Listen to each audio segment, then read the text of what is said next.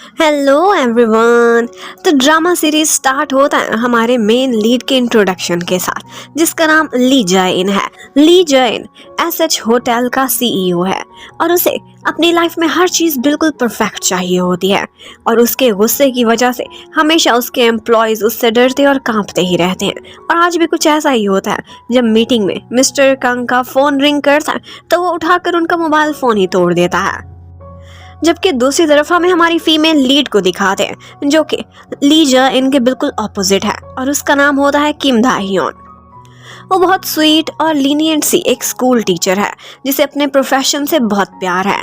उसका स्कूल और उसके स्टूडेंट्स वो अपनी लाइफ से बहुत सेटिस्फाइड और खुश है। आज जब वो बच्चों को आउटडोर क्लासेस करा रही थी तो वहीं पर ही उसे कुछ गिरने की आवाज आने लगती है। वो पीछे जाकर देखती है तो जंगल में हाइकिंग करते हुए एक बूढ़े से अंकल वहां पर गिरकर बेहोश पड़े हुए थे। वो उनको तुरंत ही हॉस्पिटल लेकर जाती है, उनकी केयर करती है। लेकिन जैसे ही उसे पता चलता है कि ये होमलेस है, इनके कोई भी गार्डियन यहाँ पर नहीं पहुंचे, तो वो खुद ही उनकी गार्डियन बन जाती है ताकि हॉस्पिटल वाले उनको अकेला समझकर किसी और जगह पर ना फेंक दें। जबकि उसी टाइम पर दूसरी तरफ हमें दिखाते हैं जैन को, जो आज अपने एम्प्लॉयज पर बहुत गुस्सा कर रहा था क्योंकि उनके एक क्लाइंट ने उनका वीआईपी रूम अपनी मीटिंग के लिए बुक कराया था, लेकिन बाद में उन्होंने वेन्यू चेंज कर दिया था और इस बात पर वो बहुत चिल्लाता है। और उसके साथ साथ हमें ये भी पता चलता है कि उसे बहुत सारी फॉरेन लैंग्वेजेस भी आती हैं और जिस तरह से वो अपने फॉरेन क्लाइंट से डील करता है और उनकी सारी पसंद नापसंद को अच्छे से पहचानता है, वो एक बहुत बड़ा बिजनेसमैन है। जबकि उधर दाह्योन अपना दिन गुजारने के बाद जब घर वापस पहुंचती तो वहीं पर ही हमें एक और बात मालूम पड़ती और वो ये है कि वो एक के पॉप आइडल जीसू उसका फैन क्लब चलाती है, उसकी एडमिन है। एक्चुअली जीसू एक उभरता हुआ स्टार था, उसे ज्यादा पब्लिसिटी तो नहीं मिली थी, लेकिन दाह्योन उसके लिए दिन रात काम करती थी और चाहती थी कि वो सक्सेसफुल बन जाए। इतने में दाह्योन को याद आता है कि बूढ़े से गरीब से अंकल, उनके पास ज्यादा पैसे तो नहीं लग रहे थे, लेकिन वो जाते जाते दाह्योन को एक एप्पल देकर गए थे उसका थैंक्स करते हुए, क्योंकि उनको ये लड़की बहुत काइंड हार्टेड लगी थी। और फिर नेक्स्ट डे आ जाता है। दाह्योन अपने काम पर जा रही थी और उसकी एक बुरी आदत थी और वो ये थी कि वो हमेशा अपनी चीजें कहीं ना कहीं भूल जाया करती थी। और आज भी ऐसा होता है, अपना फोन भूलने की वजह से बेचारी की बस भी छूट जाती है। लेकिन दूसरी तरफ अगर हमें जॉइन को दिखाएं तो वो हर काम में बिल्कुल परफेक्ट था। वो अपने एम्प्लॉयज पर तो बहुत सख्ती करता था और उसे हर चीज लॉ एंड ऑर्डर में चाहिए होती थी। लेकिन अगर हमें उसे एक दूसरे एंगल से दिखाया तो वो काफी हम्बल भी था, उसमें सीईओज वाला नखरा बिल्कुल भी नहीं था। आज उसी के ही होटल में एक ब्लाइंड डेट पर दाह्योन भी आई हुई थी और वो आते ही रास्ते में टकरा जाती है जैन से और यहाँ पर जैन उसकी हेल्प भी करता है और उसे बताता है कि उसका रास्ता किस तरफ है। और यहाँ पर उसके इस तरह से हेल्प करने पर दाह्योन को बिल्कुल अंदाजा नहीं हुआ था कि इतने बड़े होटल का सीईओ है, बल्कि उसे लगा था कि ये बस स्टाफ का एक एम्प्लॉय है। और फिर उसके बाद एक और कैरेक्टर की एंट्री होती है जिसका नाम है अटर्नी पार्क। एक्चुअली ये अटर्नी तो है, लेकिन एसएच ग्रुप के चेयरमैन जो कि एक्चुअली जय इनके दादाजी हैं उनका वकील, लेकिन साथ ही साथ वो जय इनका एक बहुत अच्छा फ्रेंड भी है।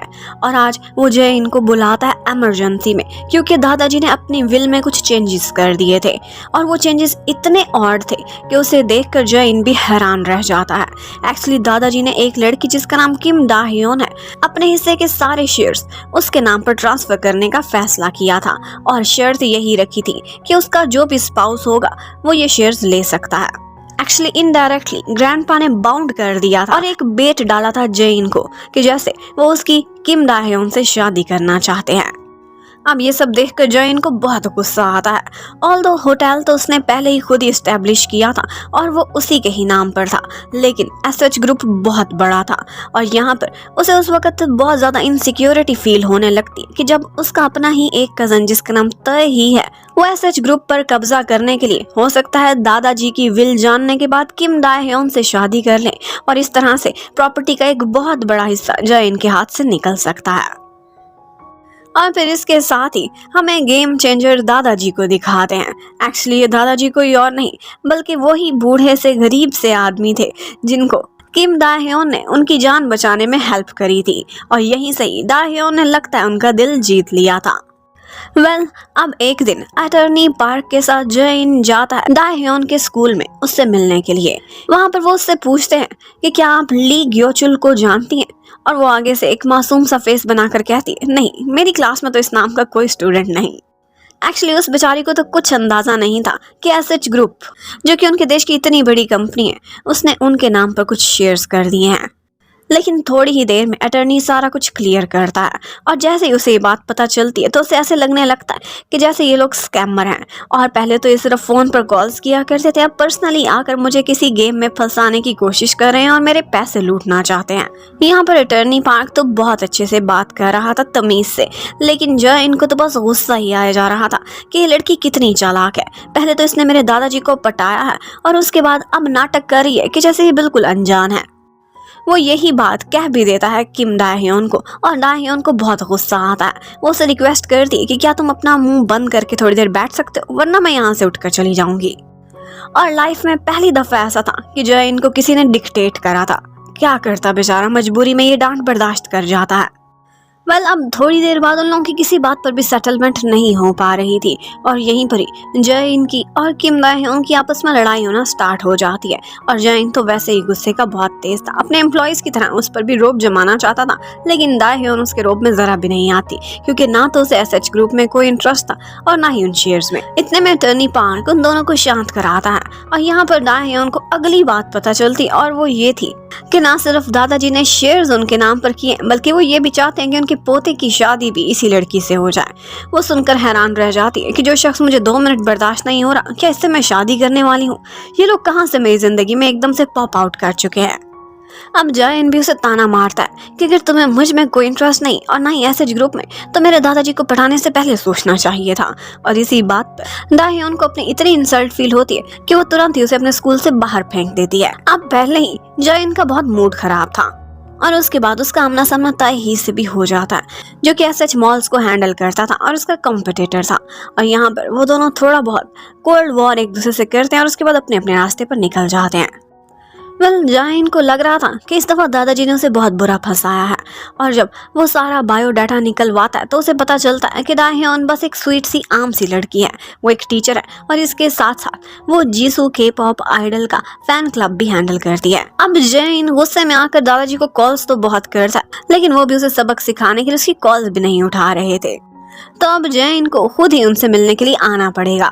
उधर दादाजी अपनी वाइफ की फोटो के सामने किम दाह्योन का बायोडाटा रखते हैं, और उसे यही शेयर कर रहे थे कि ये लड़की मुझे बिल्कुल तुम्हारे जैसी लगी, कि वो जैन की लाइफ में आए और उसे सुधारे, जैसे तुमने पास्ट में मेरी लाइफ में आकर मुझे सुधारा था। और इतने में जैन भी आ जाता है, और वो दादा और पोता, उनका आपस में हमेशा 36 का आंकड़ा ही रहता था। वो लोग डायरेक्टली बात नहीं कर रहे थे, बल्कि दादी की फोटो को लेकर एक दूसरे को ताने मारे जाते हैं। अब जैन किसी तरह कन्विंस कर ही लेता है, और दादाजी के साथ बैठकर बात कर रहा था। वो उनसे कहने लगता है कि इस तरह से नहीं चलेगा, मैं किसी ऐसी लड़की से शादी कैसे कर लूं जिससे मैं पहली दफा मिला हूँ। और दादाजी को ये एतराज था कि तुमने जितनी भी लड़कियों को अब तक डेट किया वो तुम्हारे जैसी बल्कि तुमसे भी ज्यादा मिजरेबल थी, इसी वजह से तुम्हारी पर्सनैलिटी दिन ब दिन खराब होती जा रही है, तुम्हें एक अच्छी लड़की की जरूरत है। अब इसी तरह से एक दूसरे से बार्गेनिंग करते करते पॉइंट यहाँ तक पहुँच जाता है कि जैन वादा करता है दादाजी से कि मैं इस लड़की को सीरियसली डेट करूंगा 3 महीने के लिए, और अगर सब कुछ वर्कआउट कर गया तो मैं शायद इससे शादी भी कर लूं, लेकिन इससे ज्यादा मैं और आपसे कोई वादा नहीं कर सकता। लेकिन दादाजी भी 3 महीने की बजाय 6 महीने का टाइम दे देते हैं, और इसी पर ही दोनों का अग्रीमेंट हो चुका था। अब नेक्स्ट डे जैन जाता है दोबारा से किम दाह्योन के स्कूल में, और इस दफा वो सिंसियरली उससे मिलकर बैठकर बातें डिस्कस करना चाहता था, ताकि दादाजी से जो वादा किया वो वाकई निभा सके। लेकिन पहले तो उसे दाह्योन मिलती नहीं, और उसके बाद वो दोबारा से स्कूल की तरफ वापस आ रही थी जैसे जैन वहां से निकल रहा था। एक्चुअली वो अपनी बुरी आदत के अकॉर्डिंग स्कूल में कुछ भूल गई थी, वही लेने आई थी।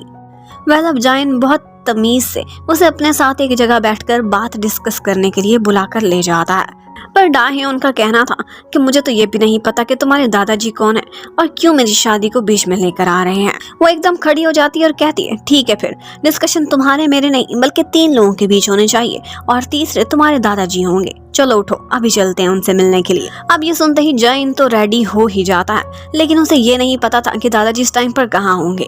वो तुरंत ही उनको कॉल मिलाता है और कहता है कि वो लड़की जो आपने पसंद की वो आपसे मिलना चाहती है। लेकिन दादाजी कहते हैं उसको किस तरह से मनाना ये तुम्हारी टेंशन है, इसलिए मुझे कॉल कर करके परेशान ना करो, मैं नहीं मिलने वाला। अब ये सुनते ही दाह्योन को लगता है कि देखा तुम पकड़े गए, तुम एक स्कैमर हो। अचानक से दादाजी को बीच में लाया तो तुम्हारे पास कोई एक्टर नहीं है ना। जबकि उधर दादाजी भी बहुत एंजॉय कर रहे थे, उन्हें मजा आ रहा था। जैन हमेशा अपनी हरकतों से उनको सताता था और अब वो जैन को सताएंगे। अब वो डाह्योन को किसी तरह से शांत कराता है और बिठाकर गूगल पर सर्च करके दिखाता है एसएच होटल्स का सीईओ। एसएच होटल का सीईओ सर्च करने पर आगे ली जॉइन की फोटो आ रही थी और अपना कार्ड भी दिखाता है। अब उसकी फोटो देखकर उसे विश्वास तो नहीं हो रहा था, उसे लगता था कि शायद इनकी शक्लें मिलती हैं, लेकिन वो कहता है यकीन मानो ये मैं ही हूँ, सिर्फ शक्लें नहीं मिल रही। अब थोड़ा बहुत दाह्योन को यकीन तो आ जाता है कि ये स्कैमर नहीं हो सकता, लेकिन फिर भी वो इस शर्त पर उससे बात करने के लिए रेडी हो जाती है कि तुम मुझे तमीज से बुलाओगे। और वो तमीज से बुलाने की खातिर उसे किम दाह्योन कहने की बजाय टीचर ही कहने लगता है। अब दाह्योन उससे कहती है कि अगर तुम्हारे दादाजी ने शेयर्स मेरे नाम पर कर ही दिए हैं तो ठीक है, मैं किसी भी अच्छे इंसान से शादी कर सकती हूँ, शेयर्स तो मेरे नाम पर ही हैं, लेकिन मुझे तुम्हारे जैसे बुरे इंसान का इतना गंदा टेम्पर झेलने की क्या ज़रूरत है? क्यों तुम फ्री गिफ्ट बनकर मुझे चिपके जा रहे हो? अब ये सुनने के बाद जैन का पारा बहुत हाई हो जाता है और वह अटर्नी पार्क के पास आकर कहता है कि लाइफ में पहली दफ़ा मुझे किसी ने मुफ्त का गिफ्ट बोला है।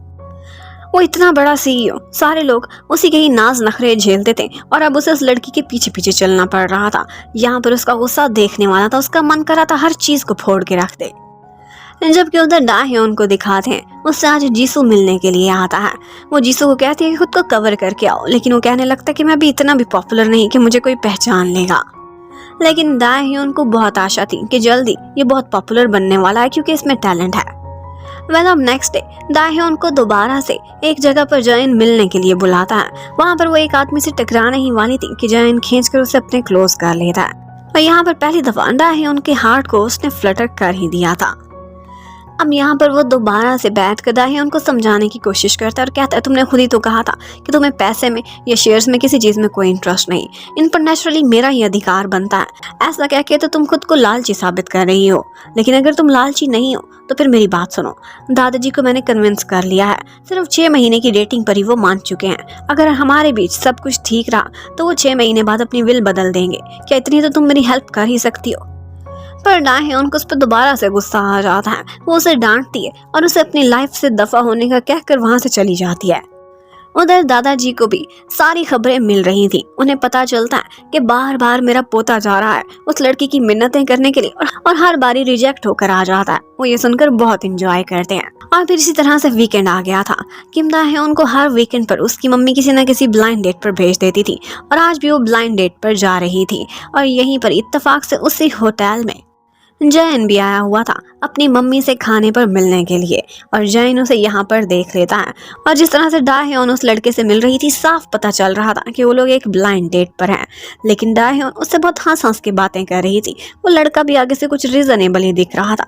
ये देख देख कर जैन को बहुत तकलीफ होती है। वो अपनी मम्मी से तुरंत ही अपनी मीटिंग ओवर करता है और पहुंच जाता है दाह्योन की ब्लाइंड डेट को रुइन करने के लिए। वो उसके पास बैठकर उससे कहने लगता है कि क्या सोचा तुमने डेटिंग के बारे में, मेरे दादाजी को तुम कितनी पसंद हो।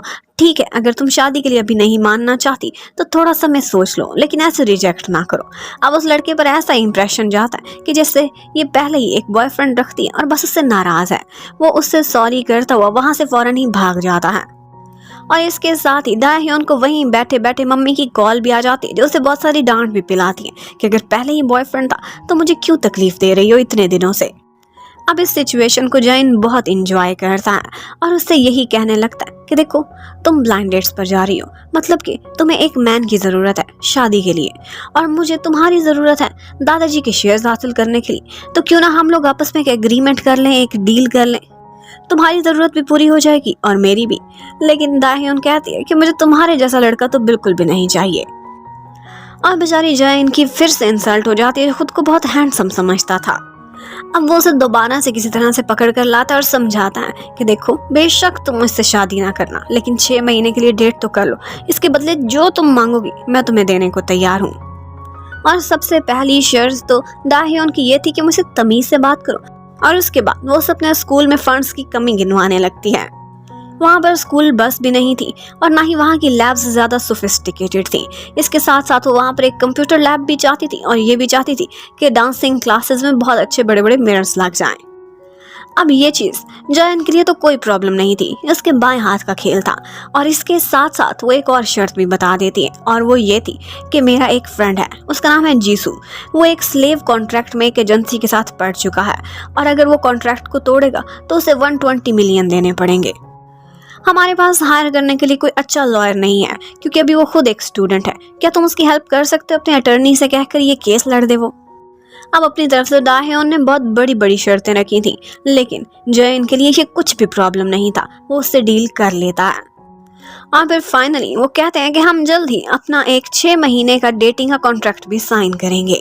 अब जैसे ही वो वहाँ से जाने वाली थी तो एक गाड़ी की टक्कर उसे लगने ही वाली होती है कि यहाँ पर वो दाहयोन को पकड़कर अपने क्लोज कर लेता है। अब यहाँ पर दाहयोन बहुत खुश हो गई थी, उसका थैंक्स भी करती है। उधर जाहिन ये सारी डिटेल्स जाकर अटर्नी पार्क को दे देता है। एक्चुअली पार्क को भी ये सब कुछ सॉल्व कराने की बहुत जल्दी थी और उसकी वजह ये भी कि वो लोग ये नहीं चाहते थे कि इस विल की खबर किसी भी तरह से ताही तक पहुंचे, वरना वो सारा कुछ बर्बाद कर देगा अपनी पावर हासिल करने के लिए। अब जैसे ही किम दाहयोन नेक्स्ट डे अपने स्कूल में पहुंचती है तो वो देखती है कि जो जो बातें उसने जयन के सामने की थी वो सारी शर्तें स्कूल में तो पूरी हो चुकी हैं। वहाँ पर वो सारी फैसिलिटीज अरेंज कर दी गई थी जो कि उसके स्कूल में लैक करती थी। लेकिन जयन यहाँ पर उससे इस बात से काफी इम्प्रेस भी था कि उसने अपने लिए उससे 1 रुपया भी नहीं मांगा था और ना ही कोई फेवर। अगर कुछ मांगा था तो अपने स्कूल के स्टूडेंट्स के लिए या फिर जीसू के फ्यूचर के लिए। वेल, अब फाइनली वो दोनों ऑफिशियली डेटिंग स्टार्ट कर देते हैं और फर्स्ट टाइम वो लोग एक रेस्टोरेंट में मिलते हैं। अब उसके बाद वो उससे रिक्वेस्ट करता है कि क्या तुम मेरे साथ एक कॉन्सर्ट में चलोगी। वो आना तो नहीं चाहती थी, लेकिन यहाँ पर जयन उसे जबरदस्ती पकड़कर अपने साथ ले जाता है और कहता है कि इस तरह से मेरे साथ चलना घूमना फिरना ये तुम्हारे कॉन्ट्रैक्ट का हिस्सा है, तुम्हें पूरा करना पड़ेगा। यहाँ पर वो बाहर कुछ की चेन्स देखती है और अपने और जयन के नाम से स्टार्ट होते हुए की चेन्स वो खरीद भी लेती है, लेकिन यहाँ पर पेमेंट जयन ने कर दी थी क्योंकि वो जल्दी में था। अब जब वो दोनों कॉन्सर्ट में बैठे हुए थे तो वो था क्लासिक म्यूजिक से रिलेटेड, लेकिन क्लासिक म्यूजिक में दाहयोन को जरा भी इंटरेस्ट नहीं था। अब उसी कॉन्सर्ट को देखने के लिए ताही और उसकी फैमिली भी पहुंची हुई थी और वो लोग नोटिस करते हैं कि जयन के साथ एक लड़की बैठी हुई है, लेकिन ये पहले वाली लड़कियों जैसी बिल्कुल भी नहीं दिखती थी जैसी लड़कियों से हमेशा जयन डेट करता था। ये उसके टेस्ट के अगेंस्ट थी और इसी बात से ताही और उसके डैड को कुछ शक भी हो जाता है। जबकि उधर कॉन्सर्ट देखते देखते बेचारी दाहयोन को तो नींद आने लगती है, वो बहुत बोर हो रही थी। यहाँ पर वो उसे जगाता है और अपने से क्लोज कर लेता है और कहता है कि अब अगर दोबारा तुमने सोने की कोशिश की तो जैसे ही तुम्हारी आंखें बंद होंगी मैं तुम्हें किस कर लूंगा। और ये सुनते ही बेचारी दाहयोन बिल्कुल एक उल्लू की तरह सारा टाइम आंखें खोल कर पाड़ कर बैठी रहती है कि कहीं मेरी आंखें ना बंद हो जाएं। पर इसके बाद जैसे ही वो बाहर निकलती है तो कहने लगती है जयन से कि मुझे अपने कॉन्ट्रैक्ट में कुछ कमी लग रही है। फिर बैठकर कहने लगती है कि एक शर्त की इसमें कमी है और वो है फिजिकल कांटेक्ट से रिलेटेड। अब आगे से जयन को कुछ उल्टा ही समझ आ जाता है। वो कहने लगता है कि ठीक है, अगर तुम मेरे साथ कोई ऐसा कांटेक्ट बनाना चाहती हो तो बना लो, लेकिन मेरे ख्याल से एक दूसरे को जान ले, फिर थोड़ा रिश्ते को आगे बढ़ाएंगे। अब ये सुनते ही दाहयोन तो शॉक में चली जाती है और उससे कहती है नहीं, मैं ये लिखवाना चाहती हूँ कि हम दोनों फिजिकल कांटेक्ट कभी नहीं करेंगे। लेकिन जयन उससे कहने लगता है कि देखो मैं तुम्हें डेट कर रहा हूँ, ये नहीं कह सकता कि मैं तुम्हें छूऊंगा ही नहीं कभी। अगर ऐसी कोई टर्म शामिल करानी थी तो पहले बताती। अब या तो ब्रीच ऑफ कॉन्ट्रैक्ट की तुम फीस भरोगी और तुम्हारा वो जीसू कभी भी आइडल नहीं बन सकेगा। और इतने में वहीं पर बैठे बैठे दाहयोन को मम्मी की कॉल आती है जो इस वीकेंड दोबारा उसे एक ब्लाइंड डेट पर भेजना चाहती थी। फिर जयन उनसे फोन छीन लेता है और कहता है कि मैं आपकी बेटी का बॉयफ्रेंड बोल रहा हूँ, प्लीज आप इससे ब्लाइंड डेट्स पर मत भेजें, अगर मिलना है तो मैं आपसे मिलने को तैयार हूँ। और यहीं पर ही मम्मी से बात करते हुए उसे पता चलता है कि दाहयोन का घर में एक निकनेम है और वो है डाडा, और उसे ये नाम डाडा बहुत क्यूट लगता है और अब वो भी उसे प्यार से हमेशा डाडा डाडा कहने लगता है। पर जयन का इतना फ्री होना दाहयोन को बहुत अनॉय कर रहा था। वेल, अब वहां से उसके घर तक ड्रॉप करते हुए जयन को वही की चेन्स याद आने लगते हैं। वो देखता है तो वो कपल वाले थे, उसने अब गौर से देखा था। वो कहने लगता है कि ठीक है, फिर हम कपल दिखे, इसलिए तुम्हारे नाम का किचन मेरे पास और मेरे नाम का किचन तुम्हारे पास होना चाहिए। अब उसके बाद वो एक दूसरे को सी ऑफ कहते हुए वहां से चले जाते हैं, लेकिन हमेशा से भूलने वाली आदत, वो उसकी गाड़ी में ही अपने घर की चाबियां ही भूल जाती है। जैन ये देख लेता है और उसकी चाबियां लौटाने के लिए वापस आता है। अब एकदम दाहियान उसे वहां देखकर खुश हो गई थी कि वो चाबियां लौटाने खुद ही वापस आया है। लेकिन आगे से जैन उससे कहने लगता है कि गर्ल्स की ये ट्रिक बहुत पुरानी है, मैं अच्छे से जानता हूँ। वो जिस बॉय को दोबारा से देखना चाहती हैं, अपने घर पर बुलाना चाहती हैं साथ नूडल्स खिलाने के लिए, ऐसा ही करती हैं, जानबूझकर उसी गाड़ी में कुछ भूल जाती है। उसे छेड़ने लगता है कि तुम मुझे सीड्यूस करने की कोशिश कर रही हो, और यहीं पर उससे की चेन्स छीनते छीनते वो उसके काफी क्लोज आ गई थी। अब जैन अपनी गर्लफ्रेंड को एक छोटी सी किस करता है और उसके बाद बेचारी डाह्योन तो शॉक्ड ही रह जाती है। वो आगे से कहने लगता है कि बस तुमने इतनी कोशिश की, बदले में सिर्फ इतना ही मिल सकता था। हाँ, लेकिन अगर तुम सोचती हो कि मैं तुम्हारे घर तक आऊंगा, नहीं नहीं, मेरी तरबियत ऐसी नहीं हुई। इतनी जल्दी एक ही डेट के बाद मैं तुम्हारे घर नहीं आने वाला। ये सुनते ही वो उसके पैर पर जोरदार चोट देती हुई और उससे अपनी चाबियां छीनती हुई वहां से चली जाती है। अब जैन वहां से चला तो जाता है, लेकिन बाद में जैन और खुद दाह्योन को वही किस बार बार याद आए जा रही थी। और दाह्योन तो सोचने लगती है कि ये लड़का एक पूरा प्लेयर है और अभी से ही मेरा हार्ट फ्लटर करने की कोशिश कर रहा है। वो सोचने लगती है कि 6 महीने पता नहीं कब और कैसे गुजरने वाले हैं। अब नेक्स्ट डे जब दादाजी न्यूज़पेपर देखते हैं तो उनकी खुशी देखने वाली थी। हर तरफ खबरों में एक ही बात फैली हुई थी, और वो ये थी कि रिपोर्टर्स ने देख लिया था उसी कॉन्सर्ट में दाह्योन को जैन के साथ। वो यही कहते हैं कि जैन ने अपनी एक नई गर्लफ्रेंड बना ली है जो कि पहले से बहुत डिफरेंट है। उसकी पहले की गर्लफ्रेंड्स या तो फेमस स्टार्स रही थी या फिर कोई ना कोई मॉडल्स, लेकिन अब की बार उसने एक ऑर्डिनरी गर्ल को चुना है। जबकि उधर जैन को ये सब देखकर कोई भी फर्क नहीं पड़ता था, क्योंकि वो वाकई दादाजी से सच्चा वादा निभा रहा था। वो सिंसियरली दाह्योन को डेट कर रहा था। लेकिन दाह्योन को ये देखकर बहुत बुरा फील होने लगता है कि इतनी जल्दी वो न्यूज़ में भी आ चुकी है, और अगर कल को उसकी फोटो भी छप गई तो फिर क्या होगा। आज तो सिर्फ उसका जिक्र किया गया है। और फिर इसके साथ ही वो उसके बारे में सर्च करती है तो पता चलता है उसकी पुरानी गर्लफ्रेंड्स के बारे में, और वो एक से बढ़कर एक सुंदर लड़की थी और इतनी फेमस गर्ल्स। वो सोचने लगती है कि ये लड़का वाकई प्लेयर था। लेकिन इतने में ही जीसू उसके पास आता है और उसका थैंक्स करता है एक बुके के साथ, और कहने लगता है कि मेरी एजेंसी वो मेरे साथ कॉन्ट्रैक्ट खत्म करने के लिए रेडी हो गई है। जो अटर्नी तुमने मेरे पास भेजा था वो बहुत अच्छा और कैपेबल है। अब ये सुनकर तो दाह्योन भी काफी खुश हो जाती है, क्योंकि उसे लगा था कि चाहे जैन जैसा भी है, लेकिन जो भी उसने मुझसे वादा किया था शर्तों के अकॉर्डिंग सब पूरा कर रहा है। अब उसके बाद दाह्योन से जैन मिलने के लिए आता है, और दाह्योन उसे डांटने लगती है और कहती है कि तुमने मुझे कल के लिए सॉरी भी नहीं बोला, बिना परमिशन तुमने मुझे किस करी थी। वो आगे से उससे कहने लगता है कि सॉरी तो तुम्हें मुझसे बोलनी चाहिए, तुमने मुझे इतनी जोर से मारा। और किस की तो ऐसा क्या हुआ, हम डेट ही तो कर रहे हैं, कॉन्ट्रैक्ट में यही लिखा है। और डेटिंग का मतलब है हम किस करेंगे, हम हाथ पकड़ेंगे, हम साथ घूमेंगे, बहुत कुछ। और साथ ही साथ वो उसे ये भी कहने लगता है कि तुम्हें ये बुके किसने दिया। ऑफ कोर्स तुमने खुद तो खुद के लिए नहीं खरीदा होगा, किसी लड़के ने दिया क्या। अच्छा, तो मैं कॉन्ट्रैक्ट में थोड़ा बहुत तब्दीली करना चाहता हूँ, और वो ये है कि तुम मेरे अलावा किसी लड़के से भी नहीं मिलोगी, क्योंकि जो इनको डर था कि रिपोर्टर्स देख लेंगे और दोबारा से वो खबरों में आ जाएगा, कोई मैसअप क्रिएट हो जाएगा। अब दाह्योन उसे कहने लगती है कि तुम्हारी लाइफ में कितनी गर्ल्स थी ये भी मुझे पता है, और मैं तुम पर ये शर्त नहीं रखने वाली, इसलिए तुम भी ये ना रखो कि तुम मेरे अलावा किसी और लड़की को नहीं मिलोगे। अब उसके बाद वो वहां से जाते जाते उसका बुके भी डस्टबिन में फेंक देता है और कहता है कि मेरे अलावा तुम्हें कोई और फूल नहीं दे सकता। अब उसके बाद उन्होंने दोबारा से कहीं घूमने जाना था। दाह्योन कहती है लास्ट टाइम तुम मुझे कॉन्सर्ट में लेकर गए थे, अब मेरे साथ कहीं चलो। और यहाँ पर वो एक टॉय शॉप में चली जाती है, वहाँ से कुछ पजल्स खरीदती है जो कि वो एक्चुअली अपने स्टूडेंट्स को सिखाना चाहती थी। यहाँ पर बैठा बैठा जैन बहुत बोर हो रहा था, और यहीं पर उसे एक बच्चा नजर आता है जो कि एक टॉय लेने की बार बार फरमाइश कर रहा था, लेकिन उसकी मम्मी ने मना कर दिया था। और बस इसी के साथ ही उसे अपने बचपन की कुछ यादें आने लगती हैं। उसके बचपन में उसका एक भाई था जो कि शायद उसी की एज के आसपास था। उसकी डेथ हो गई थी, जिसके बाद से उसकी मम्मी बहुत दुखी रहती थी। और बस यही जब उसे याद आता है तो वो इतना अपसेट हो जाता है कि तुरंत ही जाता है और उस बच्चे को वही टॉय दिला देता है जो उसकी मम्मी उसे नहीं दिला सकती थी। और फिर इसी के साथ ही हमें पता चलता है कि जैन को जो लेडी मिलने के लिए आई थी वो उसकी रियल नहीं बल्कि उसकी स्टेप मॉम थी, और आज वही दादाजी के पास बैठी हुई थी, और साथ में तही की मम्मी भी जो कि उसकी आंटी लगती हैं।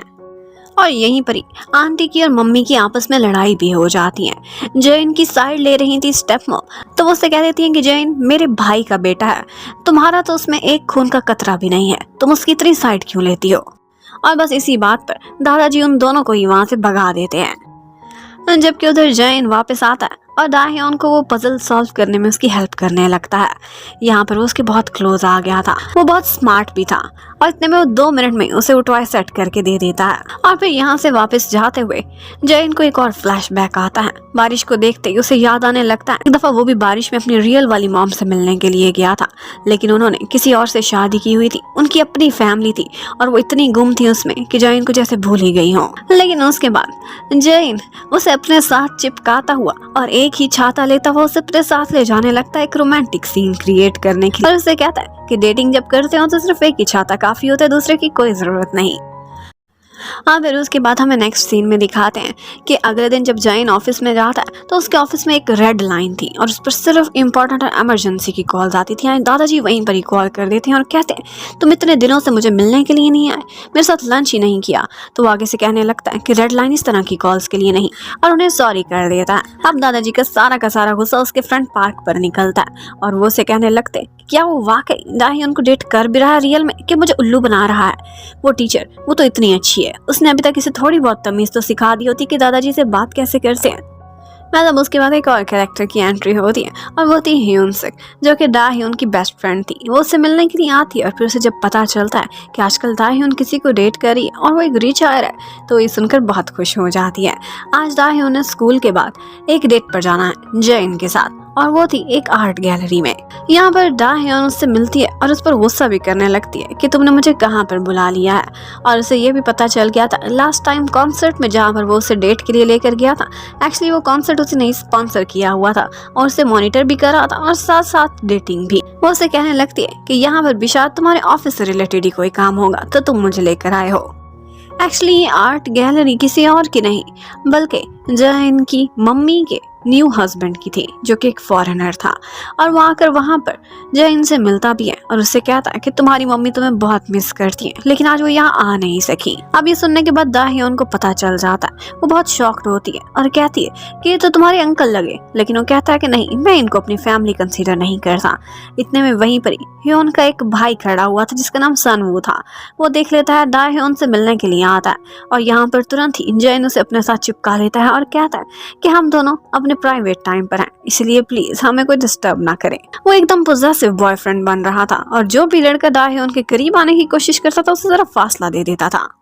लेकिन वहां से वापस जाते हुए जैन पार्किंग में दाह्योन को कहने लगता है कि ये तो तुमसे बहुत क्लोज लगता था, क्योंकि वो उसे दादा के नाम से बुला रहा था।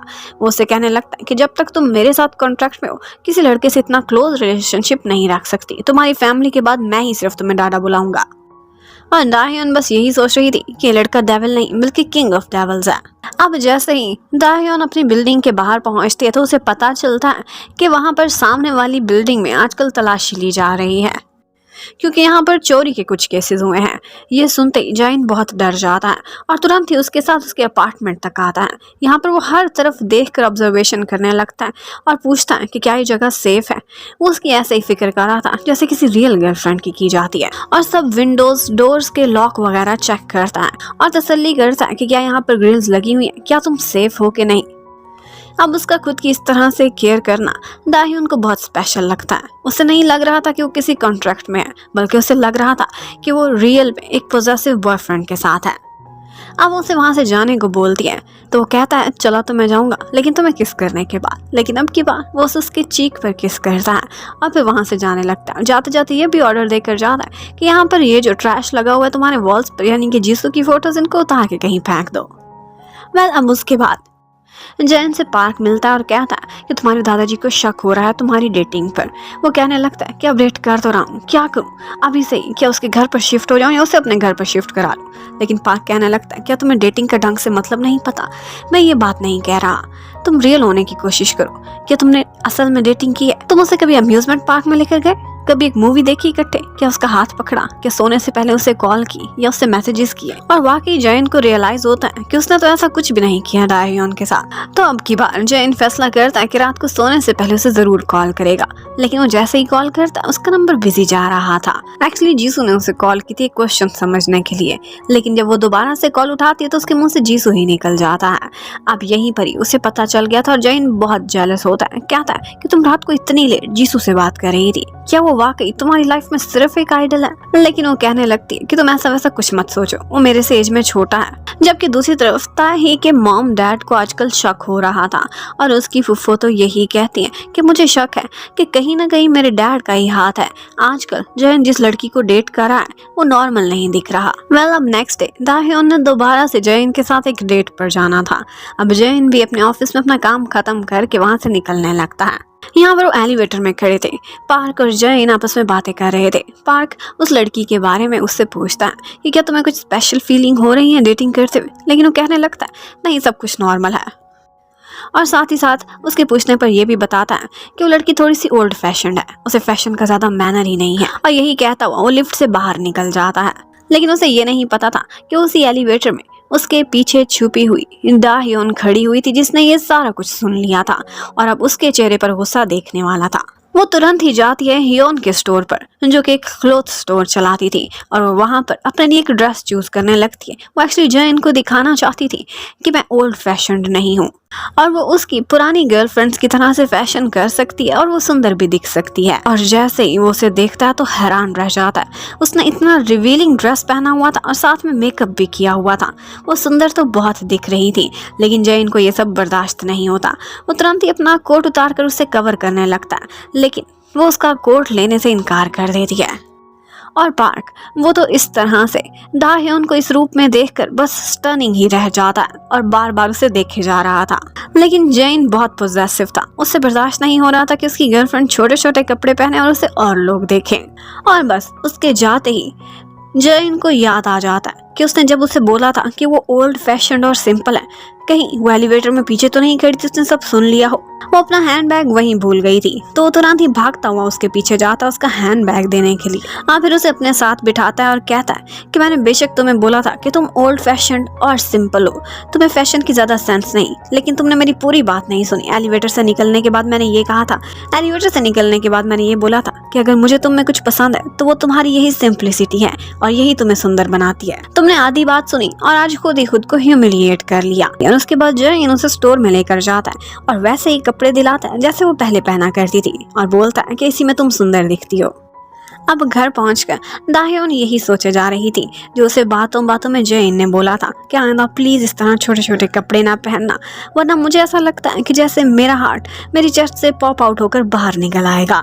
अब जैन लगता है खेल खेल में लेकिन वाकई दाह्योन के लिए फॉल करने लगा था। जबकि उधर जैन को आज हियोन की तरफ से एक मैसेज आता है और उसमें एक फोटो थी और वो थी दाह्योन की। उसने उसके स्टोर पर एक ड्रेस ट्राई किया था, वही करते हुए बेस्टी ने उसकी फोटो बना ली थी जो कि उसके बॉयफ्रेंड को सेंड कर देती है।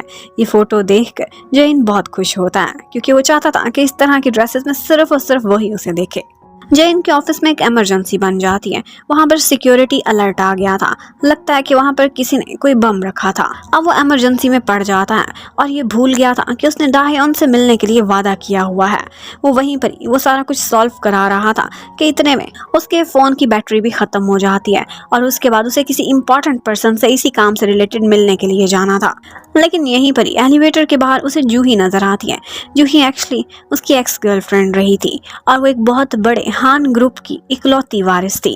वो उसे रोककर उसे दोबारा से सिड्यूस करने की कोशिश करती है कि क्या हम दोबारा से एक हो सकते हैं। लेकिन यहाँ पर लगता था कि जैन के मन में उसके लिए कोई जगह नहीं, पर जूही आज तक उसे भूली ही नहीं थी।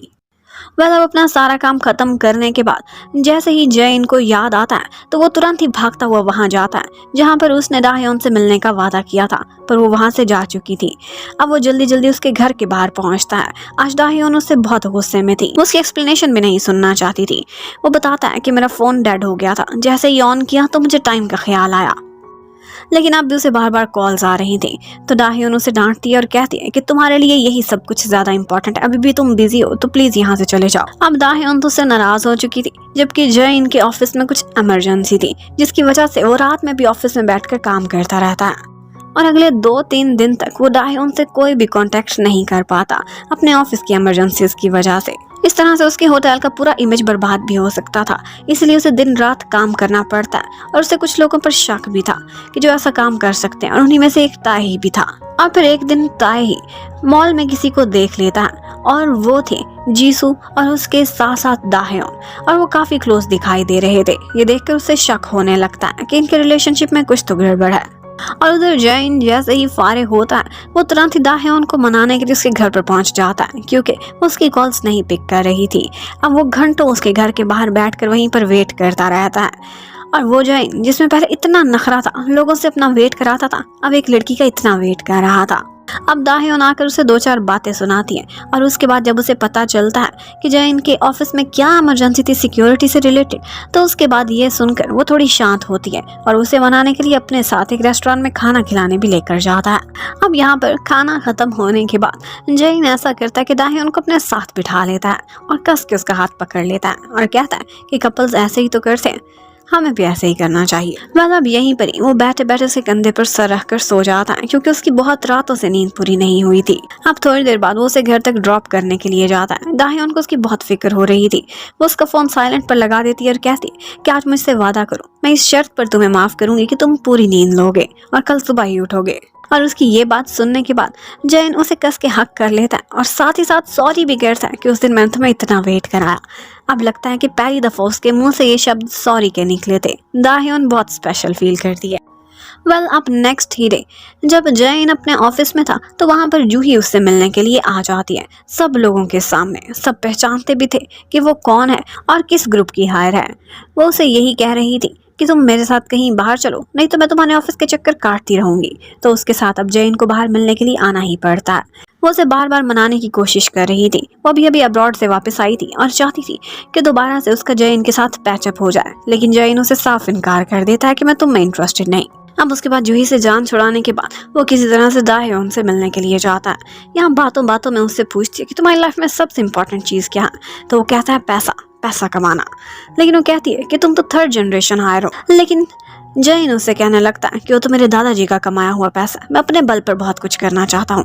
और यहीं पर ही पार्क में एक बच्चा बाइसाइकिल के नीचे आने वाला था कि जैन भागता हुआ जाता है, कुछ जख्मी हो जाता है और उसे बचा लेता है। अब ये देखकर दाहयोन अपने बैग से एक स्टैंप निकालती और वो थी गुड जॉब वाली, जो हमेशा अपने स्टूडेंट्स को दिया करती थी। आज वो यही स्टैंप जैन के हाथ पर लगा देती है। और फिर उसके बाद वो दोनों यहाँ पर मिलकर काफ़ी देर तक स्केटिंग करते हैं। उन दोनों को स्केटिंग नहीं आती थी, एक दूसरे को सिखा रहे थे और एक दूसरे की हेल्प भी कर रहे थे। और यहीं पर ये सारा कुछ करते हुए वो बहुत इंजॉय करते हैं। और फिर थोड़ी ही देर बाद दाहयोन को उसकी मम्मी की कॉल आती है, जो कि बार बार उसे फोर्स कर रही थी कि वो जैन से मिलना चाहती है, उसके बॉयफ्रेंड से। लेकिन वो कह देती है कि अभी हमें डेट करते हुए सिर्फ 3 ही महीने हुए हैं, मुझे उसके साथ थोड़ा और समय बिताने दें। यहाँ पर जैन उससे कहता है कि मैं तुम्हारी मम्मी से मिलने के लिए तैयार हूँ। पर दाहयोन उससे कहती है कि क्या तुम मुझसे शादी करना चाहते हो। लेकिन उसका जवाब शायद वो यस दे भी देता, लेकिन वो आगे से उसे कह देती है कि इस तरह के मजाक मत करो, बस 3 महीने रह गए, हमारी डेटिंग ओवर हो जाएगी, फिर तुम्हारे रास्ते अलग और मेरे अलग। अब ये सुनकर जैन को बहुत दुख हुआ था, लेकिन वो भी खामोश हो जाता है। जबकि दाहयोन आज बहुत खुश थी, क्योंकि 3 महीने गुजर गए थे और जीसू ने अब एक और अच्छी और बड़ी एजेंसी के साथ अपना कॉन्ट्रैक्ट साइन कर लिया था। और फिर उसके बाद थोड़े ही दिनों बाद दाहयोन और जैन की एक मुलाकात होती है। एक्चुअली जैन के लिए दाहयोन ने एक सरप्राइज बर्थडे पार्टी रखी हुई थी। यहाँ पर वो उसे बुलाती है और उसके लिए केक भी अरेंज करती है। थे तो वही दोनों, लेकिन बहुत अच्छा समय बिताते हैं। एक्चुअली यहाँ पर जैन उसे बताता है कि जिस दिन मेरी बर्थडे है, यही दिन मेरे एक भाई की डेथ एनिवर्सरी है, और इसी वजह से इतने साल हो गए मैंने बर्थडे कभी भी नहीं मनाई है और ना ही मेरी फैमिली कभी भी मुझे विश करती है। लेकिन आज उसे बहुत खुशी हो रही थी कि कोई था जो उसका स्पेशल डे उसके साथ मनाने के लिए आया था। अब वो उसे उसकी बर्थडे का गिफ्ट भी देती है और कहती है कि पहले तो मेरा मन था कि मैं तुम्हारे लिए एक टाई खरीदूं, लेकिन फिर मुझे ह्योन ने बताया कि किसी लड़के को टाई गिफ्ट करने का क्या मतलब बनता है। मैंने सोचा तुम कुछ उल्टा सीधा ना सोचो, इसीलिए मैंने तुम्हें कुछ और ही गिफ्ट कर दिया। अब वो उससे बार बार पूछने लगता है कि ऐसा क्या मतलब बनता है। तो वो उसे टाई से खींचकर अपने क्लोज करती है और कहती है कि अगर किसी लड़के को टाई गिफ्ट करें तो उसका मतलब होता है कि यू आर माइन। अब ये सुनकर वो स्माइल करने लगता है और फिर उससे कहता है कि मेरी विश है कि वाकई तुम मुझे टाई ही गिफ्ट करो। और फिर उससे ये भी कहने लगता है कि अगर ये नहीं दे सकती तो एक और विश पूरी कर दो, और वो ये है कि मुझे आज अपनी गर्लफ्रेंड से एक किस चाहिए। और फिर उसके बाद वो उसके घर तक ड्रॉप करने के लिए जाता है। वहाँ पर दरवाजे से एक दफा दाहयोन वापस मुड़ती है और आकर उसे एक छोटी सी किस कर देती है। उसकी विश उसने पूरी कर दी थी। अब कुछ दिनों बाद मम्मी आती हैं और दाएं उनके घर पर ही डेरे जमा कर बैठ जाती हैं और कहती हैं कि जब तक मुझे जयन से नहीं मिलवाओगी मैं कहीं नहीं जाने वाली। अब यहाँ पर दाएं मजबूर ही हो जाती है और उन्हें बताने लगती है कि हमारा एक कॉन्ट्रैक्ट है, उसके अकॉर्डिंग मैंने 6 महीने उससे डेट करनी है और उसके बाद हमारे रास्ते अलग हो जाएंगे। मम्मा उससे गुस्सा करने लगती है, लेकिन वो आगे से कहती है कि मैं कुछ भी इनएप्रोप्रिएट नहीं कर रही, बस हम इकट्ठे मिलते हैं, खाना खाते हैं, समय बिताते हैं, दैट्स ऑल। कुछ काम थे जो मेरी पहुंच से बाहर थे और वही मैंने उससे कराने थे। वो ये भी बोलती है कि मम्मी आपको मुझ पर भरोसा होना चाहिए कि आपकी बेटी कुछ गलत नहीं करेगी, और वो वादा करती है कि जल्दी ये मैटर ओवर हो जाएगा। वेल, अब थोड़े दिनों बाद दाहियोन के स्कूल में बच्चों के एग्जाम्स थे और एक कंपटीशन भी। वो बहुत बिजी थी और इसी वजह से वो जयन के लिए समय नहीं निकाल पाती थी। जयन से भी रहा नहीं जाता, वो उसके प्रिंसिपल से बात करके उसी की ही क्लास में आकर बैठ जाता ताकि कुछ देर अपनी गर्लफ्रेंड को देख तो सके। और बस ये सब कुछ बहुत रोमांटिक लग रहा था और दाहियोन भी खुद को बहुत स्पेशल फील करती है। इवन के बच्चे भी यहाँ पर क्यूरियस हो रहे थे कि मैम आपका ये बॉयफ्रेंड है और आपसे बहुत प्यार करता है। अब बच्चों के चले जाने के बाद वो दोनों प्ले एरिया में जाते हैं और यहाँ पर एक दफा जयन दाहियोन को रोक लेता है और उसके करीब आकर उसे किस भी करता है। अब वो दोनों शाम अपनी इकट्ठी बिताने के बाद रात को दाहियोन के घर पर जाते हैं। जयन उसे ड्रॉप करने आया था, लेकिन वो देखता है कि उसके घर का दरवाजा खुला हुआ है। वो लोग अंदर जाते हैं तो पता चलता है कि वहाँ पर कोई चोर आया था, सारी चीजें बिखरी हुई थी। अब ये सब देख कर दाहियोन बहुत डर जाती है और उसके बाद जयन पुलिस को कॉल करने के बाद उसे अपने ही घर पर ले आता है। कहता है कि वहाँ पर रहना तुम्हारा सेफ नहीं था। अब दाहियोन उसके घर पर थी। जयन अपना ड्रेस चेंज कर रहा था कि इतने में ऊपर से आ जाती है, उसे देख कर बहुत शर्माती है और उसका इस तरह से शर्माना जयन बहुत इंजॉय करता है।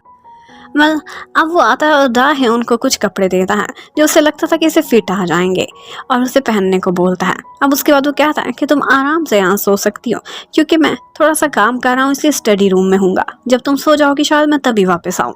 लेकिन यहाँ पर दाहियोन फ्रिज में से एक ड्रिंक उठाकर पी लेती, लेकिन उसे नहीं पता था कि अल्कोहलिक होगी और फिर थोड़ी देर बाद बेचारी ड्रंक होकर पड़ी हुई थी। यहाँ पर जयन उसके पास आता है, उसे संभालता है। दाहियोन ड्रंक होने की वजह से कुछ उल्टी सीधी बातें करने लगती है और फिर ये भी कह देती है कि मुझे लगता है कि जैसे जयन मैं तुम्हें लाइक करने लगी हूँ, और फिर उसे किस कर लेती है, ये कहकर कि मुझे तुम्हें किस करना बहुत पसंद है। अब जयन उसे उठाता है और उठाकर बेड पर सुला देता है, खुद वो बेचारा नीचे फर्श पर सोया था। अब नेक्स्ट मॉर्निंग जैसे ही दाहियोन उठती है तो उसे बहुत एम्बैरेसिंग फील होता है, जैसे उसे कल रात वाली अपनी बातें याद आई थी कि मैंने उसे किस भी करी और आई लव यू भी बोला। अब नेक्स्ट मॉर्निंग दाहियोन के साथ एक छोटा सा एक्सीडेंट हो जाता है, लेकिन यहाँ पर जयन उसे बचा लेता है और खुद नीचे गिर जाता है। उसे थोड़ी ज्यादा चोट लगी थी। यहाँ पर बातों बातों में जयन के मुंह से निकल जाता है कि कल रात उसे बिल्कुल भी नींद नहीं आई और शायद इस वजह से थी कि वो बहुत अनकंफर्टेबल फील कर रहा था क्योंकि उसके इर्द गिर्द दाहियोन थी। अब वो उसकी चोट पर मेडिसिन लगाता है और उसके बाद उसके खुद के कंधे पर भी थोड़ी चोट लगी हुई थी, जिसकी वजह से वो अपनी टाई नहीं पहन पा रहा था। यहाँ पर दाहियोन आती है और उसे टाई पहनाती है। इसी बीच वो दोनों काफी क्लोज हो गए थे। अब उसके बाद जयन दाहियोन को कहता है कि क्यों ना तुम मेरे साथ नाश्ते पर चलो, और वैसे भी उसके घर में फ्रिज में कुछ भी नहीं होता था। दाहियोन खुद से नाश्ता नहीं बना सकती थी तो मजबूरन उसे उसके साथ ही जाना पड़ता है, लेकिन वो काफ़ी शर्माती हुई कि लोग हमें इकट्ठे देखेंगे तो यही सोचेंगे नाश्ता इकट्ठे कर रहे हैं, तो शायद उन्होंने रात भी इकट्ठे बिताई है। अब वो इस बात को लेकर काफ़ी एम्बैरेस हो रही थी, लेकिन आगे से जयन कहने लगता है कि मुझे र्यूमर से ज़रा भी डर नहीं लगता, जो कुछ बोलता है उसे बोलने दिया करो। और दाहियोन यही सोचती रह जाती है कि इसीलिए तुम्हें डर नहीं लगता क्योंकि पहले तुम्हारी इतनी सारी सेलिब्रिटीज जो गर्लफ्रेंड रह चुकी हैं। मतलब उसके बाद जयन अपने ऑफिस में था, लेकिन यहाँ से वो दाहियोन के घर पर जा रहा था क्योंकि दाहियोन अपने घर पर चीजें चेक करने गई थी। लेकिन जब वो एलिवेटर के सामने खड़ा हुआ था तो पीछे से जूही आती और आकर उसे हक कर लेती है। यहाँ पर जयन को उस पर बहुत गुस्सा आता है और वो उसे दोबारा से सिग्नल दे देता है कि मेरे से फासला रखो। पर उधर दाहियोन जैसे ही जयन को देखती है तो उसे पता चल जाता है कि कोई ना कोई गर्ल इसके बहुत क्लोज थी। उसके कोट पर मेकअप के निशान भी थे और साथ ही साथ लेडीज परफ्यूम की खुशबू भी आ रही थी। वो उसे शक की नजरों से देखने लगती है।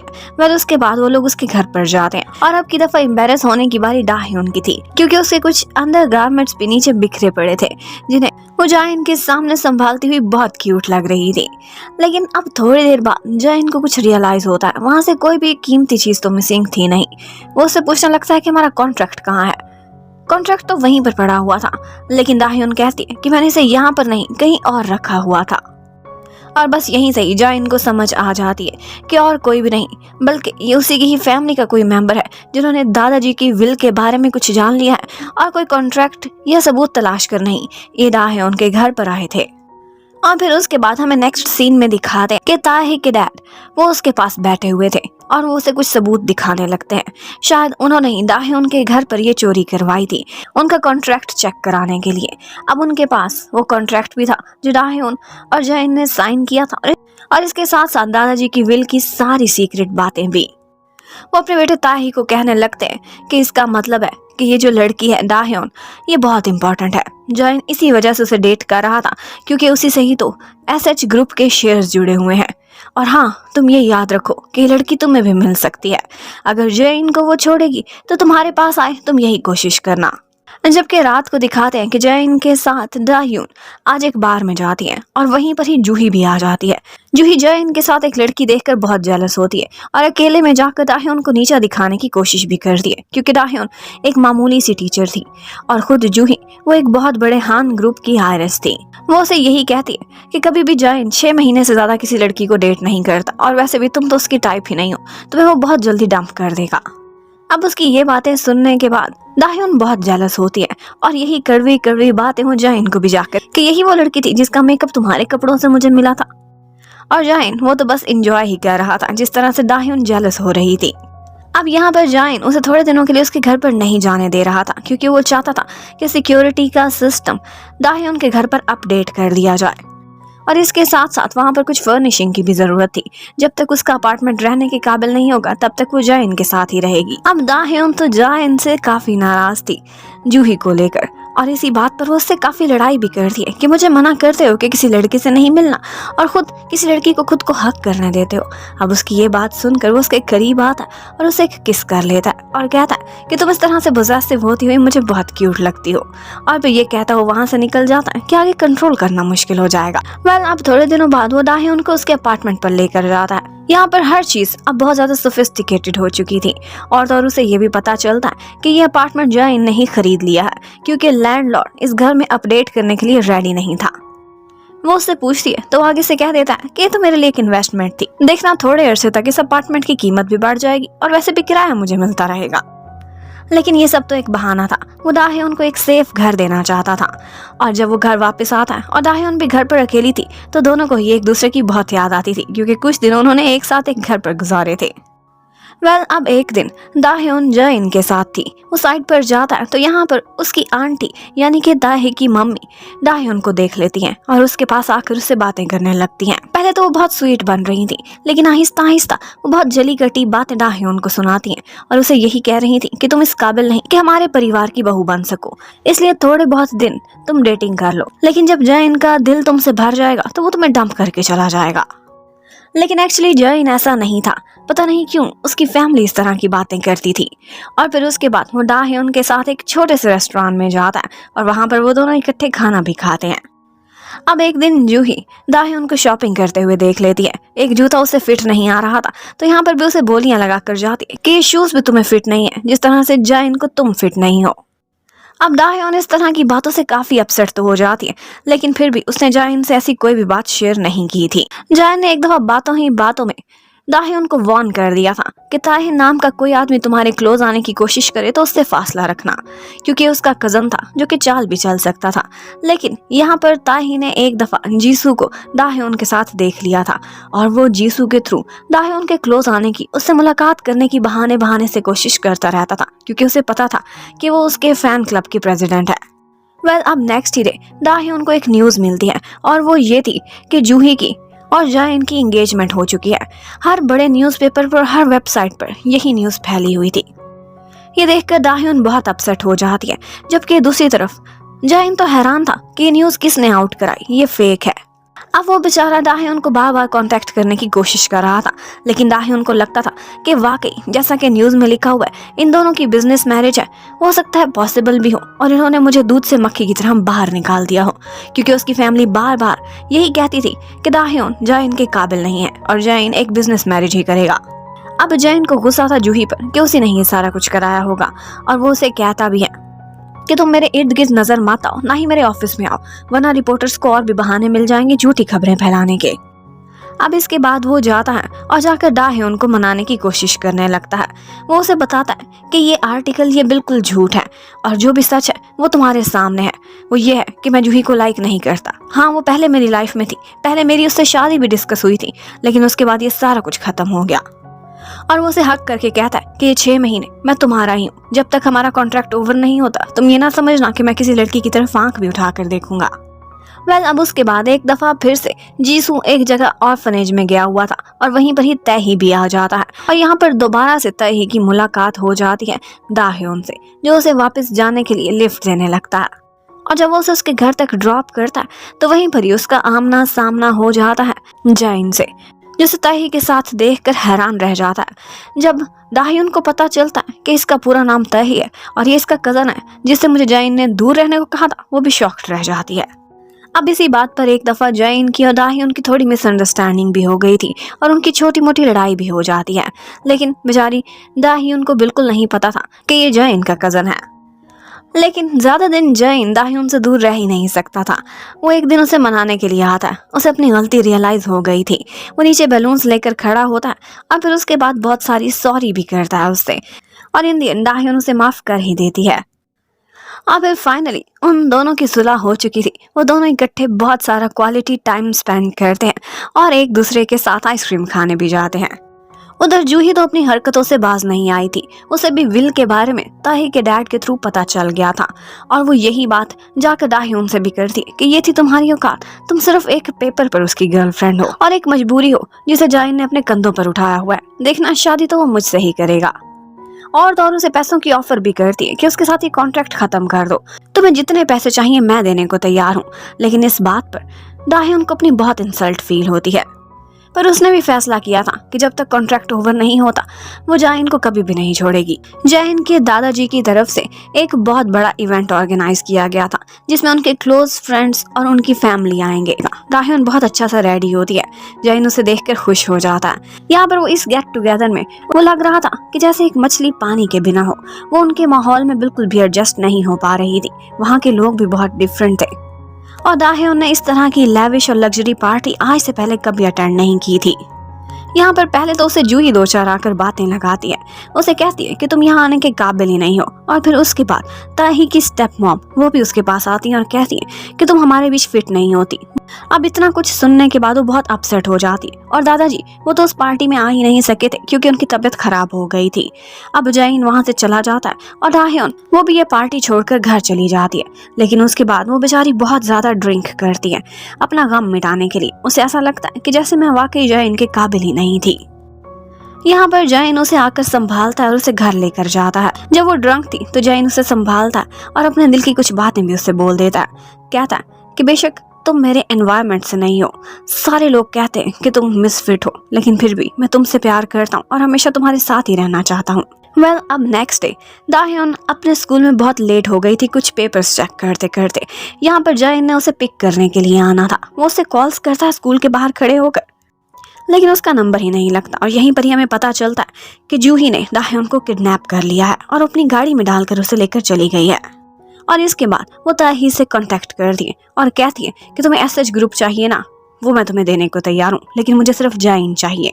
और एसएच ग्रुप इस वक्त किसके हाथ में, वो तो तुम्हें पता ही है, इस लड़की दाह्योन के हाथ में। वो उसे होटल के रूम की एक चाबी देती है और कहती है कि यहाँ पर जाओ और जो तुम्हारा मन चाहता है कर लो, जीत लो इस लड़की को। अब ताही जब जाकर देखता है तो अंदर दाह्योन बेहोश पड़ी हुई थी।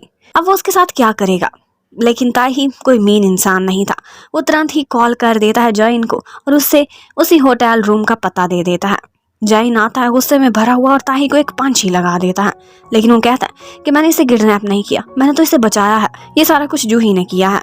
और वो उसे सच सच बता देता है कि मेरे तुम्हारी तरफ कोई गलत इंटेंशन नहीं है, मैं तुम्हें अपना बड़ा भाई ही मानता हूँ। और हाँ, अगर कुछ भी गलत तुम्हारे साथ या तुम्हारी फैमिली या एसएच ग्रुप के स्टॉक्स के साथ किया है तो मेरे डैड ने किया है, और मैं इस सब के खिलाफ भी हूँ क्योंकि मेरे नाना की जो प्रॉपर्टी है वो वो उनके असली वारिस को मिलनी चाहिए, मेरे डैड को नहीं। वेल अब इसके बाद जैन को ताही पर जो भी शक था वो सब खत्म हो जाता है और वो दोनों मिलकर चलने का फैसला करते हैं। और उसके बाद हमें दिखाते हैं कि जैन ताही उनका बहुत ख्याल रख, और इस शौक की वजह से वो बहुत डरी हुई भी थी। यहाँ पर जैन उसका पूरा पूरा ख्याल रखता है। अगले दिन जब वो उठती है तो वो जिद करने लगती है कि मैं स्कूल जाऊंगी, तो जैन को भी उसकी जिद माननी ही पड़ती है, लेकिन वो उससे कहता है कि मैं ही तुम्हें पिक करने आऊंगा और जल्दी आऊंगा। अब वो उसे अपने घर पर ले आता है और बता देता है कि ये सारा कुछ जूही ने किया था और जूही को मैं कभी नहीं छोड़ूंगा। उसकी हिम्मत कैसे हुई मेरी गर्लफ्रेंड पर हाथ डालने की। लेकिन दाहयोन उससे कहती है कि मैं नहीं चाहती कि तुम किसी भी मुसीबत में पड़ो। वेल अब दाहयोन जैन के ही घर पर थी। वो दोनों अच्छा समय बिताते हैं और उसके बाद दिखाते हैं कि एक दफा वो वॉशरूम से नहाकर बाहर निकली थी कि ऊपर से जैन आ जाता है। वो उसे इस तरह से वेट हेयर में देखता है तो उसे बहुत सुंदर बहुत क्यूट लग रही थी। दाहयोन उससे छुप जाती है और उस वक्त बाहर निकलती है जब उसे लगता है कि जैन घर से जा चुका है, लेकिन वो पीछे ही खड़ा हुआ था। उसके क्लोज आता है और उसे एक किस करता है और उसे ये भी बताता है कि तुम कितनी सुंदर लग रही हो। जबकि उधर जूही जैन से मिलती है और उसे माफी भी मांगती है, लेकिन वो उसे माफ करने के लिए बिल्कुल भी रेडी नहीं था। वो तो बस यही कह रही थी कि मैं प्यार में अंधी हो गई थी और मुझसे गलती हो चुकी है। और फिर उसके बाद वो आती है और दाहयोन से भी मिलती है और उससे भी सॉरी करती है, बार बार माफी मांगती है। दाहयोन उसे माफ तो नहीं करती, लेकिन उसे अपने घर से भेज देती है और साथ ही साथ जैन को ये भी कहती है कि मैं इसके खिलाफ कोई भी प्रोसीडिंग्स नहीं चाहती, मैं इस बात को यहीं खत्म कर देना चाहती हूँ क्योंकि मैं सेफ हूँ और तुम भी मेरे साथ हो। लेकिन उसके बाद थोड़े ही दिन गुजरते हैं कि एक दिन जैन की स्टेप मॉम आती है दाहयोन से उसके स्कूल पर मिलने के लिए और वो उसे रियलाइज कराती है कि तुम किस तरह से हमारी फैमिली में एक मिसफिट हो। उनकी फैमिली की सारी बहुएं किसी न किसी बड़े परिवार से थीं और बड़े ग्रुप की हायरस थीं। वो उसे यही कहकर जाती है कि अगर तुम्हारी शादी जैन से हो भी जाए तो ज्यादा से चल नहीं पाएगी क्योंकि तुम्हारी दुनिया कुछ और है और हमारी कुछ और। अब ये सब सुनकर दाहयोन बहुत दुखी हो जाती है, लेकिन वो जैन को इस बारे में कुछ भी नहीं बताती और बस खामोश रहती है। वो सोचती है कि जितने दिन इसके साथ है वो मैं अच्छे से बिताना चाहती हूँ। और बस उनका कॉन्ट्रैक्ट खत्म होने में 2 ही दिन रह गए थे और जब उनका लास्ट डे आता है तो उस दिन दाहयोन भी बहुत अच्छे से रेडी होती है और जैन भी, और वो दोनों मिलकर एक बीच पर घूमने के लिए जाते हैं। बहुत अच्छा समय इकट्ठे बिताते हैं। जैन पूछने लगता है उससे कि अब तो तुम कॉन्ट्रैक्ट से आजाद हो जाओगी, तुम कैसे से लड़के से शादी करना चाहती हो। वो कहती है कि मैं एक गुड मैन से शादी करना चाहती हूँ। ये बोलते हुए उसके सामने सिर्फ और सिर्फ जैन ही आ रहा था जिसने बहुत ही अच्छे काम किए थे और उसने उसे गुड जॉब की स्टैंप भी दी थी, लेकिन जैन को लगता था कि वो एक गुड बॉय नहीं है। इतने में वो आता है और उसके लिए एक नेकलेस गिफ्ट में लेकर आता है, खुद ही उसे पहनाता है और कहता है कि मन तो मेरा बहुत था कि तुम्हें रिंग देता, लेकिन शायद टाई की तरह से उसका भी कुछ और ही मतलब निकलता है। और फिर उसके बाद ये दिन भी बीत जाता है और फाइनली शाम हो गई थी। उनका कॉन्ट्रैक्ट ओवर हो गया था। यहाँ पर जैन दाहयोन को उसके घर तक छोड़ने के लिए आता है।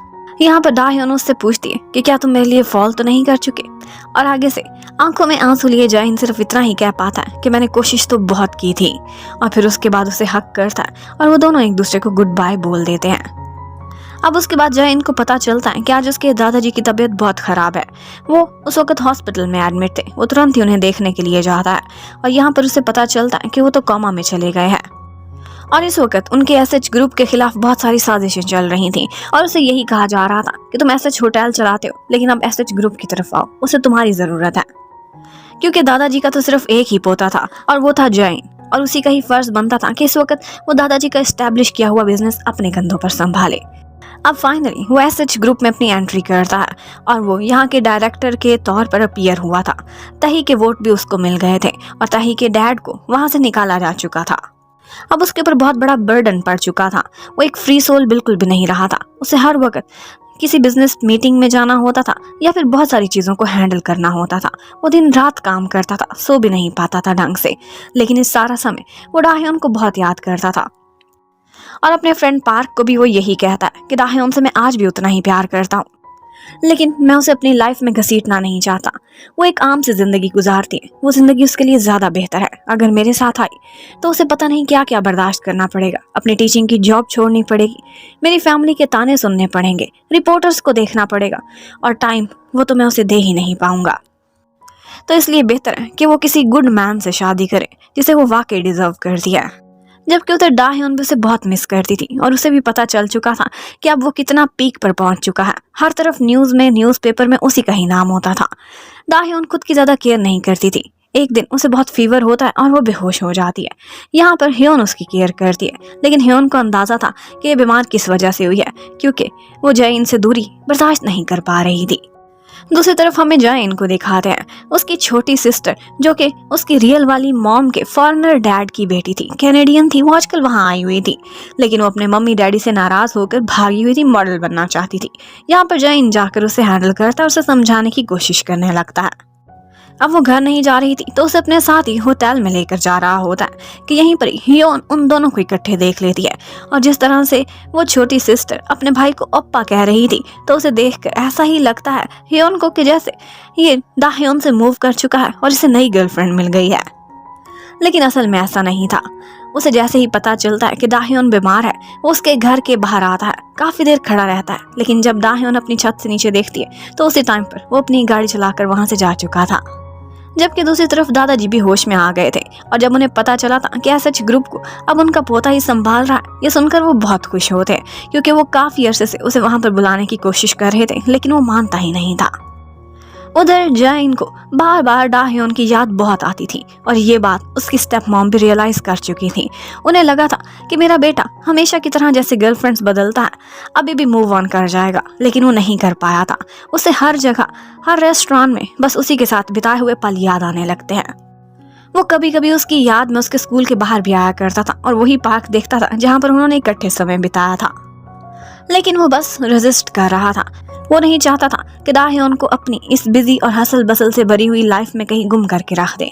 उसे लगता था कि वो उसके काबिल ही नहीं रहा, उसको ना टाइम दे पाएगा ना उसकी केयर कर पाएगा। जबकि एक दिन जयन अपनी उसी छोटी सिस्टर के साथ शॉपिंग करने निकला हुआ था कि यहीं पर ही दाह्योन उसे देख लेती है। दाह्योन को ये तो नहीं पता था कि उसकी सिस्टर है, बस यही लगता है कि इस लड़की है जो उसके बहुत क्लोज है। वो बेचारी बहुत जेलस होती है, उसके दिल पर तो जैसे छुरियां ही चल गई थी। अब वो भी फैसला करती है कि अगर जयन मूव कर चुका है तो मुझे भी करना चाहिए, और वो फैसला करती है कि अपनी मम्मी की बताई हुई ब्लाइंड डेट्स पर जाया करेगी। ऑल्दो उसे अपने हार्ट में बहुत पेन हो रही थी ये सब सोचते हुए, लेकिन फिर भी वो खुद को यही समझाती कि सब मेरी बेवकूफ़ी थी, कॉन्ट्रैक्ट को कॉन्ट्रैक्ट ही रहने देती, मुझे उसके साथ प्यार में नहीं पड़ना चाहिए था, ना ही कोई मेमोरीज बिल्ड करनी चाहिए थी। उधर जयन, उसे भी डाडा की बहुत याद आती थी। वो अक्सर उसका फ़ोन नंबर निकालता था, उसे कॉल करने के बारे में सोचता था और फिर फ़ोन बंद कर देता था। अब उसे भी एक दो जगह ब्लाइंड डेट्स पर भेजा जाता है, लेकिन वो साफ इनकार कर देता है कि मैं कोई बिजनेस मैरिज नहीं करूंगा। वह अब दाह्योन एक दिन अपनी ब्लाइंड डेट पर गई हुई थी। उससे मिलने के बाद जब वो वहां से निकल रही थी तो वहीं पर बारिश हो रही थी, और यहाँ पर अम्ब्रेला के नीचे जाते हुए वो किसी प्रोटोकॉल वाली गाड़ियों को देखती है, और उसमें से एक गाड़ी में से निकलता है जयन, जो उसे देखता है तो देखता ही रह जाता है। बहुत अरसे बाद उन दोनों का आमना सामना हुआ था, लेकिन दाह्योन को लगने लगता है कि जैसे वो पहले भी मिसफिट ही थी जयन के लिए, लेकिन अब तो वो एक आलीशान जिंदगी गुजार रहा है। उसे लगने लगता है कि वाकई मेरी और उसकी दुनिया मैच नहीं करती। वो चुपचाप वहां से चली जाती है। जबकि उधर ह्योन, वो एक दिन ताहि से मिलने के लिए आती है और उसे बताती है कि दाह्योन की क्या हालत है। वो बेचारी जयन को भुला नहीं सक रही। क्या तुम्हारे फ्रेंड के साथ भी ऐसा ही है? और फिर उसके बाद वो दोनों आपस में हाथ मिला लेते हैं, और यहाँ पर दाह्योन जब अपनी एक ब्लाइंड डेट पर गई हुई थी तो जानबूझकर ताहि वहाँ पर जयन को ले आता है, ताकि उसके दिल में जो चिंगारी बुझ रही है वो एकदम भड़क उठे। और कुछ ऐसा ही होता है। वो एक दफा तो वहां से बाहर निकल जाता है, लेकिन फिर बाद में उससे बर्दाश्त नहीं हो पाता। जब दाह्योन उस लड़के के साथ अपने घर तक वापस आई थी तो आगे वो अपने घर के बाहर जयन को देखती है, जो उसे रोक लेता है और उससे कहने लगता है कि क्या तुम वाकई शादी के बारे में सोच रही हो? और फिर तुरंत ही उसे हक करके उसे किस करता है और कहता है कि क्या तुम बर्दाश्त कर लोगी? क्योंकि मैंने बहुत कोशिश की, मैं तुम्हारे से दूरी बर्दाश्त नहीं कर सकता। क्या तुम बर्दाश्त कर लोगी कि मैं सारा दिन बिजी रहूं और तुम मेरा इंतजार करो? मेरी फैमिली की जली कटी बातें, लोग तुम्हें बहुत कहेंगे कि तुम हमारे साथ सूट नहीं करती, क्या ये सब सुन लोगी? रिपोर्टर्स तुम्हारे आगे पीछे होंगे, शायद तुम्हें अपना स्कूल, अपनी टीचिंग भी छोड़नी पड़े, क्या ये सब तुम बर्दाश्त कर लोगी? इसके बदले कि मैं तुम्हारा हो जाऊं और तुम मेरी, क्या मुझसे शादी करोगी? वो उससे पूछता है, लेकिन यहाँ पर दाह्योन उसे कोई भी जवाब नहीं देती और चुपचाप अंदर चली जाती है। लेकिन जयन ने देख लिया था कि आज भी उसके दिल में वही है। उसने उसका दिया हुआ नेकलेस आज भी पहना हुआ था। अब वो अगले दिन उसके स्कूल के बाहर पहुंचता है, जबरदस्ती उसे अपनी गाड़ी में बिठा लेता है। यहाँ पर दाह्योन उससे कहती है कि तुम्हें क्या फर्क पड़ता है, तुम तो अपनी गर्लफ्रेंड के साथ बड़े मजे से शॉपिंग कर रहे थे। यहीं पर जयन को पता चलता है, वो उसे कहता है पागल लड़की वो गर्लफ्रेंड नहीं, मेरी छोटी बहन है, मेरे कैनेडियन वाले स्टेप फादर की बेटी। अब दाह्योन का सारा शक भी दूर हो गया था। जैन उसे अपने साथ साइड पर लेकर जाता है और उससे पूछने लगता है कि क्या अगर मैं किसी और से शादी कर लूं, मेरे साथ कोई और लड़की हो, तुम बर्दाश्त कर लोगी? क्योंकि मैं तो तुम्हें किसी और के साथ देखकर बर्दाश्त नहीं कर सका। अब ये सुनते ही दाह्योन की आंखों में आंसू आ जाते हैं। वो तुरंत ही उसे हक करती है और उससे कहती है कि मैं तुमसे शादी की खातिर कुछ भी बर्दाश्त कर सकती हूँ, लेकिन मेरी भी दो शर्तें। एक तो मैं टीचिंग नहीं छोड़ूंगी और दूसरा हम अपनी फैमिलीज की ब्लेसिंग्स लेंगे और उनके अप्रूवल से ही शादी करेंगे। अब फाइनली वो दोनों एक दूसरे के साथ सुलह कर चुके थे और यहाँ पर उनकी डेटिंग दोबारा से स्टार्ट होने वाली थी। आज वो दाह्योन के घर पर आता है और दाह्योन देखती है कि वो उसके बेड पर लेटते ही सो गया है। बेचारा बहुत काम करता था और बहुत थका हुआ था, लेकिन जब दाह्योन उसे करीब आती है तो वो उसे हक करता है और उसे बताता है कि मैंने तुम्हें कितना मिस किया था। और फिर फाइनली वो दिन आ जाता है जब दाह्योन ने दादाजी से मिलने के लिए जाना था। वो बहुत नर्वस हो रही थी और दादाजी को जब देखती है तो उन्हें एक दफा तो पहचान भी नहीं पाती, लेकिन जब वो अपना हॉस्पिटल बिल उसे देते हैं और कहते हैं कि तुम्हारा कर्जा है मुझ पर, तब भी वो उनको पहचान पाती है कि ये तो वही गरीब से आदमी है जिनकी मैंने जान बचाई थी। ये सुनकर वो काफी खुश हो जाती है और दादाजी भी उसे कहते हैं कि तुमने उसी दिन मेरा दिल जीत लिया था। अब एक दफा जय इनकी फैमिली की तरफ से तो यस था, लेकिन बारी थी अब दाह्योन की फैमिली को मनाने की। दाह्योन के डैड तो तुरंत ही इनकार कर देते हैं और कहते हैं कि मैं नहीं चाहता कि मेरी बेटी की शादी किसी ऐसे लड़के से हो जिसने उसके साथ कॉन्ट्रैक्ट पर डेटिंग की हो, और वैसे भी तुम इतने बड़ी फैमिली से हो, हर वक्त कंट्रोवर्सीज में फंसी रहेगी मेरी बेटी भी, और मैं उसे रिपोर्टर्स के आगे, न्यूज के आगे झोंकना नहीं चाहता। अब दाह्योन तो परेशान थी, लेकिन जयन कहता है कि तुम फिक्र ही ना करो। अब वो रोजाना दाह्योन की फैमिली से मिलने के लिए जाता था। वो लोग उसे इनकार कर देते थे, उससे मिलते ही नहीं थे, दरवाजा ही नहीं खोलते थे।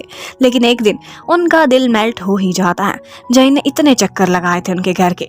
वो उनसे वादा करता है कि मैं आपकी बेटी का बहुत ख्याल रखूंगा और उसे हमेशा खुश रखूंगा, और अगर मेरे अलावा किसी और आम इंसान से आपने उसकी शादी कर भी दी तो वो खुश नहीं रह पाएगी। यहाँ पर डैड को एक दफा तो उस पर गुस्सा आ जाता है और कहते ठीक है, फिर अगर तुम मुझसे जीत गए तो ठीक है, मैं यस कर दूंगा, शादी के लिए अपनी ब्लेसिंग्स दूंगा। और थोड़ी देर बाद कि जैन ड्रंक सा बाहर निकलता है और कहता है कि मैं जीत गया। एक्चुअली ड्रिंकिंग का कंपटीशन रखा था और उसमें वो दाह्योन के डैड को हरा देता है। वो गिर जाते हैं जबकि वो अभी भी अपने कदमों पर चल रहा था। अब फाइनली सब रुकावटें दूर थीं। जैन आता है और दाह्योन के लिए रिंग निकालकर उसे शादी के लिए प्रपोज कर देता है। उसने भी ऑफ कोर्स यस कर दिया था और अब फाइनली उन दोनों की शादी का दिन आ जाता है। दाह्योन दुल्हन बनी हुई थी और जैन उसे देखकर बहुत खुश होता है। अब वो दोनों अपनी एक हैप्पी मैरिड लाइफ गुजार रहे थे अपने घर में। जब भी समय मिलता था वो इकट्ठे ही बिताते थे और दाह्योन ने टीचिंग भी नहीं छोड़ी थी। उसे अब फर्क नहीं पड़ता था, बेशक रिपोर्टर्स उसके आगे पीछे फिर या उस पर क्रिटिसाइज किया जाता, उसने लगता था कि न्यूज देखनी ही छोड़ दी थी। जबकि जैन भी अपनी एक सेटिस्फाइड लाइफ गुजार रहा था।